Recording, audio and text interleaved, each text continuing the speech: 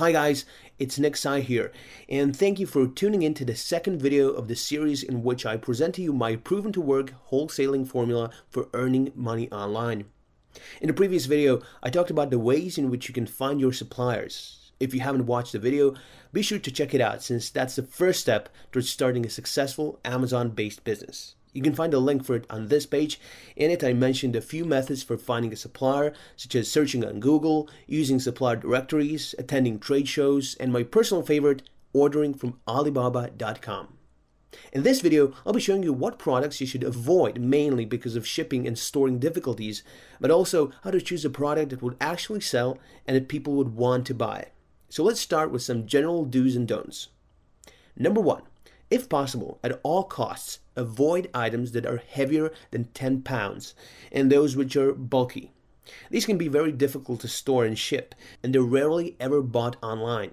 That means that your sell-through rates will be significantly lower. You don't want these objects sitting in your storage, taking up space for a long period of time and just wasting you money on the storage fees. Bigger home appliances fall under this category, and they should be avoided, especially if you're just starting out. On the other hand, selling smaller and lighter items would be much less expensive to ship and to store since they wouldn't take up that much space. Another category of items you should be avoiding are fragile items. These can be a nightmare to ship since they're more susceptible to breakage and can incur some additional unwanted costs. Another recommendation for those of you who are just starting out is to avoid items that can be considered to be chemicals and those with expiry dates. There can be many regulations involved when selling these. Plus, if you don't manage to sell them before their expiry date, you would lose money on storage and you wouldn't be able to sell them to anyone anymore, so it's a double loss. Also, most of these are already sold in your local grocery store or any kind of supermarket.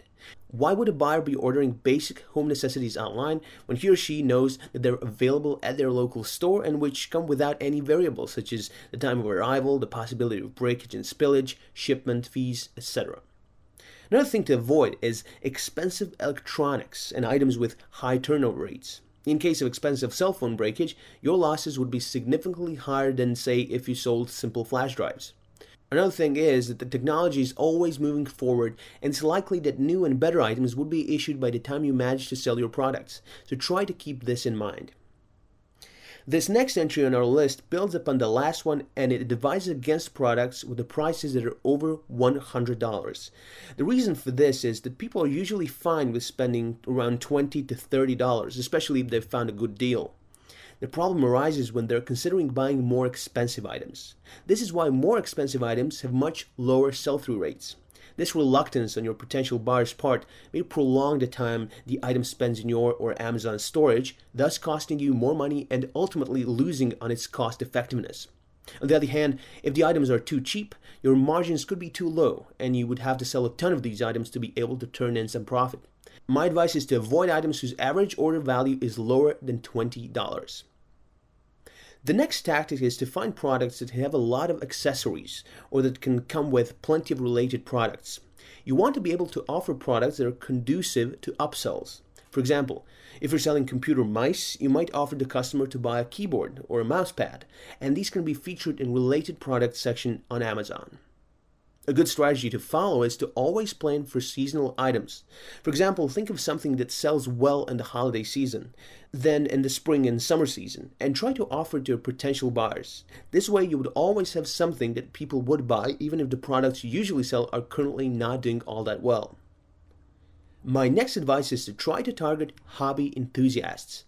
People can be very passionate about their hobbies and are often willing to spend a lot of money on them. Plus, if you have a series of related products from that niche, then you're sure to turn some serious profit. Okay, this next criterion goes without saying.